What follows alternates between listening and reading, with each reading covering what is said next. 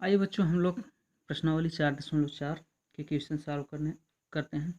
प्रश्नावली 4.4 में हमें जो है कोई सारणिक दी रहेगी या कोई वर्ग आव्यूह दिया रहेगा, उसका हमें उसके अवयवों के किसी वर्ग आव्यूह के जो अवयव होते हैं उनके उप सारणिक ज्ञात करना है या सहगुणनखंड अर्थात माइनर्स एंड कोफैक्टर्स निकालना है। तो इसको हम निकालते कैसे हैं? मान लीजिए अगर कोई सारणिक दी गई है, कोई डिटर्मिनेंट्स दिया है A B C D E F G H I, इस तरह से कोई सारणिक दी गई है और हमें इस सारणिक के जो अवयव हैं ये ए है, बी है, सी है, इसका हमें जो है सबसे पहले उपसारणिक ज्ञात करना है अर्थात माइनर ज्ञात करना है। माइनर तो माइनर को हम एम, माइनर से के पहले अक्षर यम ले लेते हैं और इससे हम रिप्रेजेंट करते हैं। जैसे अगर हम कहें कि इस सारणी के अवयव ए की उपसारणिक ज्ञात कीजिए, अवयव ए की उपसारणिक ज्ञात कीजिए अर्थात ए का माइनर ज्ञात करना है। तो सारणिक के अवयव ए का उपसारणिक क्या होगी? ए की उपसारणिक क्या होगी? यम होगी और यम में द्वि अनुलग्नक क्या लगेगा? यहाँ पे क्या लगेगा? सबसे पहले देखेंगे ए जो है इस सारणी के कौन सी पंक्ति और कौन से स्तंभ का अवयव है। पता चल रहा है कि ए हमारी पहली पंक्ति और पहले स्तंभ का अवयव है। 1 और 1, पहली पंक्ति पहले स्तंभ, अर्थात यहाँ पे 1 1 हो जाएगा। इसका उपसारणिक ज्ञात करने का मतलब कि जिस अवयव का उपसारणिक ज्ञात कर रहे हैं उस अवयव से होकर जाने वाली पंक्ति और जाने वाले स्तंभ के अवयवों को निकाल देंगे। जो बच रहा है वही सारणिक हमारा क्या हो जाएगा? उपसारणिक हो जाएगी। अर्थात अवयव ए का उपसारणिक यम 1 1, यम 1 1 क्यों? क्योंकि ए जो है पहली पंक्ति और पहले स्तंभ में स्थित है, इसलिए यम 1 1। और इस पंक्ति और स्तंभ को निकालने के बाद बच रहा है क्या? ई एफ एच आई, ये हमारा अवयव ए का उपसारणिक है। अगर आपसे कहें कि आप बताइए अवयव ई का उपसारणिक क्या होगा? अवयव ई का उपसारणिक, तो आप कहेंगे अवयव ई का उपसारणिक होगा यम। ई किस पंक्ति किस स्तंभ में है? तो आप देखेंगे दूसरी पंक्ति और दूसरे स्तंभ का अवयव है। इसका मतलब यम 2 2, ये हो जाएगा इस अवयव ई का उपसारणिक यम 2 2। और यम 2 2 का मतलब 2 2 का मतलब कि दूसरी पंक्ति दूसरा स्तंभ के उपसारणिक निकाल रहे हैं, इसलिए हम दूसरी पंक्ति और दूसरे स्तंभ के अवयवों को हटा देंगे, शेष बचेगा वही हमारी उपसारणिक हो जाएगी। इस पंक्ति इस स्तंभ को निकालेंगे तो बचेगा ए सी, यहाँ पे हो जाएगा ए सी और जी आई, ये ठीक है। ये क्या होता है? किसी सारणिक के अवयवों से होकर जाने वाले पंक्ति और स्तंभों को निकाल देने के बाद जो सारणिक बचती है वही हमारा क्या होता है? उपसारणिक होता है। ठीक, अब ये तो हो गया उपसारणिक। और देखते हैं सहगुणनखंड या सहखंड उसको बोलते हैं, वो क्या होता है? सहखंड या सहगुणनखंड, ठीक है। इसको हम लिखते हैं कोफैक्टर। जैसे अब चाहे सारणिक को चाहे आव्यूह को, क्योंकि वर्ग आव्यूह की ही सारणिक निकाली जा सकती है, ठीक है। वर्ग आव्यूह के सारणिक निकालते हैं, इसलिए हम किसी वर्ग आव्यूह के आइजेवें अवयव का अगर हम निकालें सहगुणनखंड या सहखंड, तो किस तरह से परिभाषित होगा? किसी वर्ग आव्यूह के आइजेवें अवयव का सहगुणनखंड, जिसको हम सी आई जे से रिप्रेजेंट करते हैं। सी आई जे जब निकालते हैं तो क्या करते हैं? सी आई जे जब निकालेंगे तो यहाँ पे -1 लिखेंगे और इसकी पावर क्या लिखेंगे?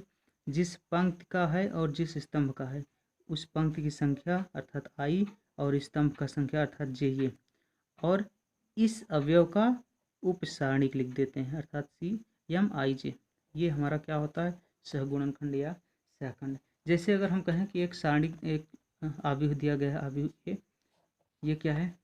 ए B C D E F G H I, ये क्या है? एक आव्यूह है। अब हम कहें कि इस आव्यूह के अवयव डी, इस आव्यूह के अवयव डी का सहगुणनखंड ज्ञात कीजिए। सहखंड ज्ञात कीजिए, सहखंड ज्ञात करने का मतलब सहगुणनखंड ज्ञात कीजिए। अब इसका सहगुणनखंड हम इसको लिखते हैं सी से डिनोट करते हैं, सी से डिनोट करेंगे। और अनुलग्नक क्या लिखेंगे यहाँ पे, किस अवयव का है, डी का। और डी अवयव किस पंक्ति और किस स्तंभ का है, तो आप देखेंगे डी दूसरी पंक्ति और पहले स्तंभ का अवयव है। द्वितीय पंक्ति पहला स्तंभ, इसका मतलब C21, 21 मतलब दूसरी पंक्ति पहला स्तंभ है। ये क्या होगा, ये होगा -1 की पावर, जो पंक्ति संख्या है, जो स्तंभ संख्या है, उसका जोड़ देंगे 2 + 1 इंटू M21। ठीक है, ये हो जाएगा। अब इसके आगे देखोगे C21 क्या होगा, -1 की पावर 2 + 1 क्या हो जाएगा, -1 की पावर 3। और M21 क्या होगा, M21 मतलब 21 मतलब दो वनवा अवयव, दो वनवा अवयव मतलब दूसरी पंक्ति पहले स्तंभ का अवयव क्या है, डी है। इस डी का माइनर मतलब डी की उपसारणिक अवयव, डी की उपसारणिक क्या होगी, डी की उपसारणिक अभी जस्ट ऊपर बताए हैं क्या होगी, डी अवयव डी है, इससे जाने वाली पंक्ति और इससे जाने वाले स्तंभ के अवयवों को निकाल देने के बाद जो शेष बचेगा वही हमारा डी की उपसारणिक कहलाएगी। यहाँ पे अवयव डी से जाने वाली पंक्ति ये, अवयव डी से जाने वाला स्तंभ ये है, निकालेंगे बचेगा क्या, BCHI अर्थात BCHI ये।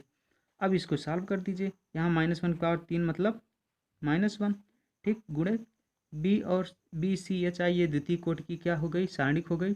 इस सारणिक का मान निकालोगे तो क्या हो जाएगा, ये विकर्ण एलिमेंट का गुणा होगा, इधर का गुणा होगा और घट जाएगा, अर्थात BI - HC, यही हमारा क्या हो जाएगा, C21 अर्थात अवयव डी का सहखंड या सहगुणनखंड हो जाएगा। ठीक है, देखिए आप लोगों के किताब में, आप लोगों के जो NCERT की किताब है वहाँ पे सहगुणनखंड या सहखंड को ए से डिनोट किया है, A21 या A22 इस तरह से, कोई बात नहीं, वहाँ पे ए डिनोट किया है हमने, यहाँ पे को फैक्टर था इसलिए को फैक्टर का पहला अवयव सी ले लिए हैं, C21 लिख दिए।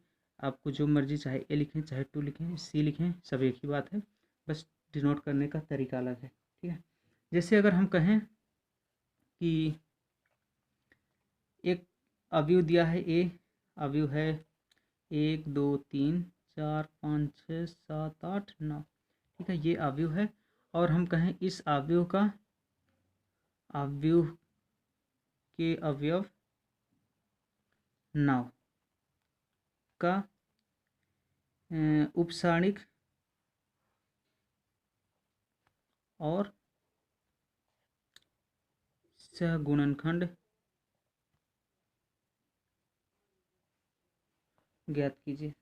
ठीक है, अगर हम कहें कि अब अवयव 9 का जो है हमें सहगुणनखंड और उपसारणिक ज्ञात करना है, तो सबसे पहले सारणिक हम देख लेंगे 1 2 3, इस अवयव से रिलेटेड सारणी हो जाएगी 1 2 3 4 5 6 7 8 9, ये सारणिक है।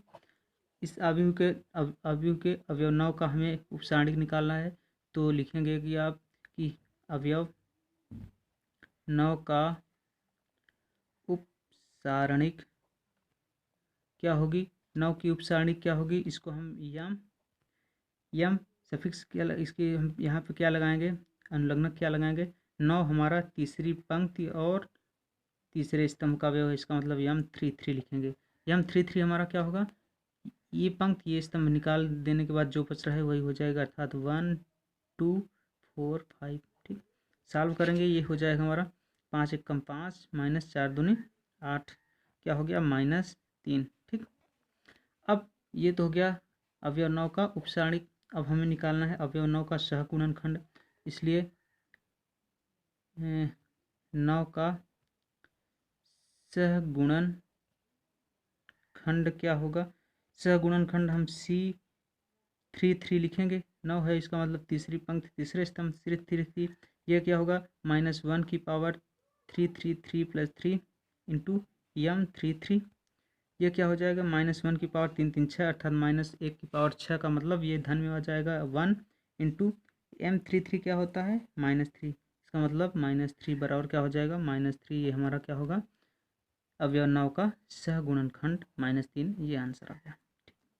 अब बस इस एक्सरसाइज 4.4 में हमें यही निकालना है, तो आइए अब एक्सरसाइज के क्वेश्चन देखते हैं। एक्सरसाइज 4.4 के वो तो परिभाषा और एग्जाम्पल्स थे। आइए हम एक्सरसाइज क्वेश्चन देखते हैं। यहाँ पे जैसे पहला क्वेश्चन है, निम्नलिखित सारणिकों के अवयवों के उप सारणिक एवं सहखंड लिखिए। यहाँ पे कह रहे हैं निम्नलिखित सारणिकों के अवयवों के उप सारणिक एवं सहखंड लिखिए। तो सारणिक क्या दिया गया है, पहले क्वेश्चन का पहला है 2 - 4 0 और 3। इसका हमें क्या निकालना है, इसके हर एक अवयव का। वहाँ पे हम एक अवयव का निकालते, लेकिन यहाँ पे कह रहा है हर एक अवयवों का उप सारणिक और सहखंड निकालिए। हर एक अवयव मतलब 2 का भी निकालिए, -4 का भी निकालिए, 0 का भी निकालिए, 3 का भी क्या निकालिए, उप सारणिक एवं सहखंड निकालिए। तो हम मान लेते हैं कि माना ये क्या है, एक सारणिक है, ठीक है। सारणिक दिया गया है ए 2 - 4 0 3 है। तो इसके अवयव 2 का उप सारणिक क्या होगा, 2 का उप सारणिक, इसको हम M11 लिखेंगे। 1 क्या हो जाएगा, M11 होगा। इसको और इसको हटा देंगे, बचा क्या 3, ठीक है। चलिए फिर M12 क्या होगा, हम बार बार ये नहीं लिखेंगे। हमें अब कह रहा है कि इसके अवयवों के उप सारणिक एवं सहखंड निकालिए। हम बार बार नहीं, इसका मतलब सभी का निकालना है। इसका मतलब M11 M12 M21 M22 निकालना है। M11 ये हो गया, M12 क्या हो जाएगा, 1 1 एवं 2, पहली पंक्ति दूसरा स्तंभ, 1 2, ये क्या हो जाएगा, ये पंक्ति और ये स्तंभ निकाल दोगे, बचेगा क्या 0, ठीक। M21 क्या होगा, 21 का मतलब दूसरी पंक्ति पहले स्तंभ के अवयव का उप सारणिक, दूसरी पंक्ति पहले स्तंभ का अवयव मतलब 0 की उप सारणिक क्या हो जाएगी, ये और ये निकालेंगे -4। M22 मतलब दूसरी पंक्ति दूसरे स्तंभ, दूसरी पंक्ति दूसरे स्तंभ के अवयव 3 का उप सारणिक M22, ये क्या होगा, इसको निकाल देंगे, बचेगा क्या 2, ठीक है। अब ये हो गई उप सारणिक। अब निकालना है सहखंड, इसलिए सहखंड क्या होंगे, अवयवों का सहखंड। सहखंड क्या हो जाएगा, सहखंड मान लो C से हम रिप्रेजेंट करते हैं, C11, तो C11 क्या होगा, C11 हो जाएगा -1 की पावर 1 + 1 इंटू M11। ये क्या हो जाएगा, -1 की पावर 2 इंटू M11 बराबर -1 की पावर 2 मतलब -1 का जब, अच्छा, माइनस की पावर अगर सम संख्या हो, यहाँ पे सम संख्या, तो ये प्लस हो जाता है, ठीक है। और माइनस की पावर अगर विषम हो तो ये माइनस होता है, ये चीज़ तो ध्यान है। इसका मतलब यहाँ पे क्या हो जाएगा, M11 कितना है 3, इसका मतलब ये हो गया 3, ठीक। C12 क्या होगा, -1 की पावर 1 + 2 इंटू M12, यह क्या हो जाएगा, विषम आ जाएगा, 2 1 3, इसका मतलब -1 इंटू 12 क्या है 0, हो गया 0। C21 क्या होगा, -1 की पावर 2 + 1 इंटू M21, ये क्या हो जाएगा, विषम अर्थात -1 इंटू M21 क्या निकाले हैं, -4, क्या हो गया 4। इसी तरह से C22 क्या होगा, -1 की पावर 2 + 2 इंटू M22, ये क्या हो जाएगा, ये हो गया प्लस में अर्थात 1 इंटू M22 कितना निकाले हैं 2, ये हो गया 2। इसका मतलब ये हमारा क्या है, सहगुणनखंड और ये हमारी उप सारणिक, ठीक। इसी तरह से हमें एक्सरसाइज 4.4 के सारे क्वेश्चन करना है। ये तो हो गया द्वितीय कोटि के सारणिकों की। मान लीजिए अगर हम तृतीय कोटि के सारणिक निकालते हैं, जैसे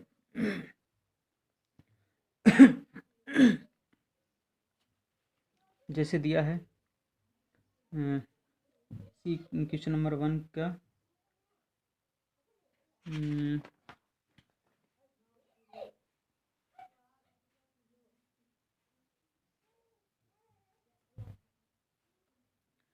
जैसे तृतीय क्रम के सारणिक का आप लोग निकाल लीजिएगा, सिंपल है, जैसे अभी उदाहरण में बताया था उस तरह से।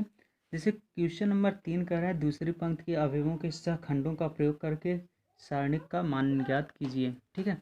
तो इसको ज्ञात करने के पहले आइए एक कुछ कॉन्सेप्ट देख लेते हैं। मान लीजिए एक सारणिक है, सारणिक डेल्टा है, जो है हमारा A11 A12 A13 A21 A22 A23 A31 A32 A33, ये हमारा तीसरे कोट की सारणिक है, ठीक है। ये तीसरे कोट की सारणिक है।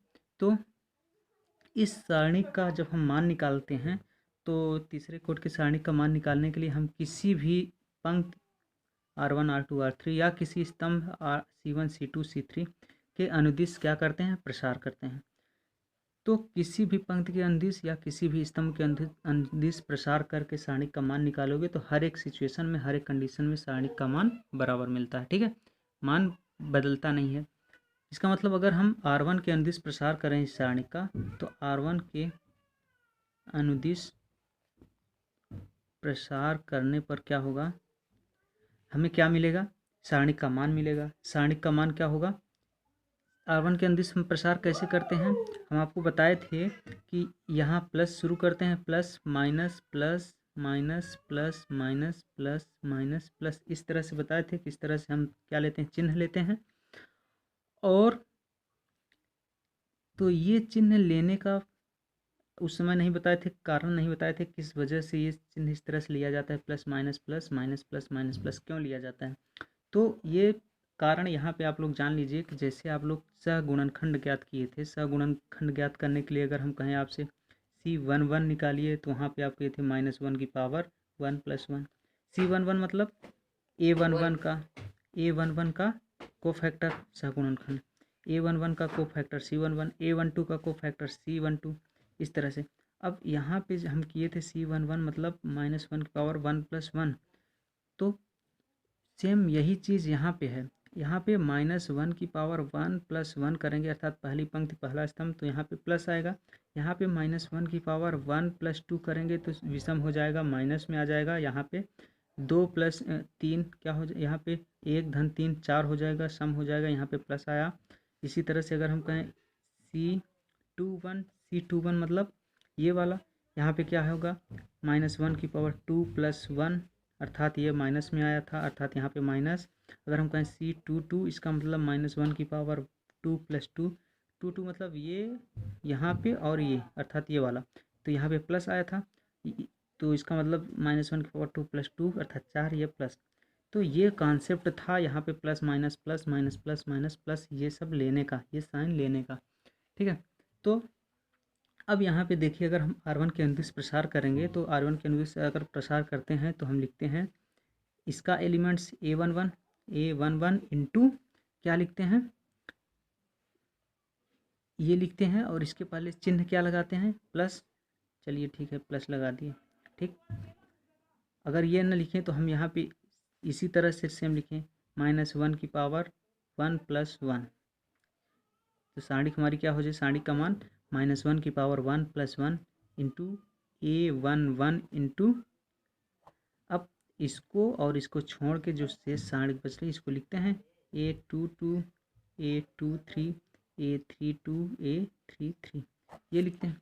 ठीक, फिर क्या लिखते हैं, फिर प्लस लिखते हैं और -1 की पावर क्या लिखते हैं, 1 1 हो गया, R1 के अनुदिश कर रहे हैं, 1 1 हो गया R1 के अनुदिश। अब क्या बचा, 1 2, तो यहाँ पे लिखें 1 + 2 इंटू A12, और फिर A12 अर्थात ये और ये छोड़ देंगे, बचेगा कि A21 A32 31 A21 A31, और क्या बचा A23 और A33। फिर क्या लिखते हैं, फिर प्लस, फिर -1 की पावर A11 हो गया, A12 हो गया, बचा क्या A13, 13 मतलब 1 + 3 इंटू क्या हो जाएगा 1 3, और यहाँ पे क्या हो जाएगा, ये और ये छूट जाएगा, बचा क्या A21 A22 A31 A32। ठीक, अब इसको और आगे सॉल्व करोगे तो यहाँ पे क्या हो जाएगा, यहाँ पे बचा क्या, -1 की पावर 1 + 1 इंटू, अच्छा A11 को हम पहले लिख दें, A11 इंटू क्या लिख दें, -1 की पावर 1 + 1 इंटू, ये क्या होती है, इसको छोड़ के, इस एलिमेंट को छोड़ के, अर्थात इस एलिमेंट से जाने वाली पंक्ति और इस एलिमेंट से जाने वाले स्तंभ को छोड़ने के बाद जो शेष सारणी बच रही, ये A11 का माइनर होता है ना, उपसारणिक होता है, अभी आप देखे थे। इसका मतलब ये हमारा क्या हो जाएगा, M11, ठीक है, प्लस A12 लिखिए, और -1 की पावर, यहाँ पे A12 पहले लिख दीजिए, -1 की पावर 1 + 2 लिखिए इंटू, इसको क्या लिखेंगे, इसको लिखेंगे A12 1 और 2 अर्थात ये वाला इस अवयव के लिए उप सारणी क्या होगी, इस पंक्ति और इस स्तंभ को छोड़ने के बाद जो बचे ये और वही चीज़ है, इसका मतलब ये हो जाएगा M12 फिर प्लस A13 ये वाला A13 इंटू -1 की पावर 1 + 3 इंटू M13 और आप क्या देख रहे हैं A11 इंटू इसको क्या लिखते हैं, ये हो गया पहले अवयव जो है इस सारणी का पहला अवयव है, उस अवयव A11 अवयव के लिए -1 की पावर 1 + 1 इंटू इस अवयव का सारणी उप सारणिक, इसको हम लिखते हैं C11। ये क्या होता है, सहगुणनखंड किसका, A11 का। अवयव A11 का ये सहगुणनखंड है, प्लस A12 इंटू ये क्या होगा, ये अवयव A12 का सहगुणनखंड था C12 फिर प्लस A13 लिखेंगे इंटू यहाँ पे A13 लिखेंगे और ये पूरा हो जाएगा C13, इसका मतलब इसका सहगुणनखंड। तो आप क्या देखें, इस सारणिक का मान जब निकाल रहे हैं तो हमने क्या निकाला कि किसी पंक्ति के अवयवों को, किसी पंक्ति के अवयव हैं A11 1 2 1 3 पंक्ति R1 है ना, इस पंक्ति के अवयवों को इसके संगत अवयवों के कोफैक्टर से गुणा करके जोड़ दीजिए तो सारणिक का मान निकल जाएगा। देख लीजिए, इस सारणिक का मान निकालने के लिए हमने जब यहाँ पे देखा तो क्या है, R1 के अवयव 1 1 1 2 1 3 हैं और इसके संगत कोफैक्टर क्या है C11 C12 C13 हैं। इन दोनों को संगत अवयवों को और संगत कोफैक्टर को गुणा करके जोड़ दिए तो सारणिक का मान निकला। यही चीज़ है हमारा क्वेश्चन नंबर 3। क्वेश्चन नंबर 3 कह रहा है दूसरी पंक्ति के अवयवों, वो हमारा पहला पंक्ति था देखे थे, यहाँ पे है दूसरी पंक्ति के अवयवों के सहखंडों का प्रयोग करके सारणिक का मान ज्ञात कीजिए। इसके लिए आप लोग क्या कीजिएगा कि सारणिक जो दी गई है इसके दूसरे पंक्ति के सभी अवयवों का सहगुणनखंड निकाल लीजिए अर्थात सहखंड निकाल लीजिए, फिर संगत अवयव और संगत सहखंड का गुणा करके सबको जोड़ दीजिएगा तो जो आएगा वही सारणिक का मान हो जाएगा। ठीक, उसी प्रकार से क्वेश्चन नंबर 4 है तीसरे स्तंभ, क्वेश्चन नंबर 4 में भी वही है, इसमें तीसरे स्तंभ के अवयवों को उनके संगत सहगुणनखंडों के अवयवों से गुणा कर दीजिएगा और उसके बाद सारणिक का मान निकाल लीजिएगा। ठीक, ये हो जाएगा। क्वेश्चन नंबर 5 भी ऐसे ही, क्वेश्चन नंबर 5 इस तरह से क्वेश्चन नंबर एक्सरसाइज 4.4 के क्वेश्चन आप लोगों से बन जाएंगे।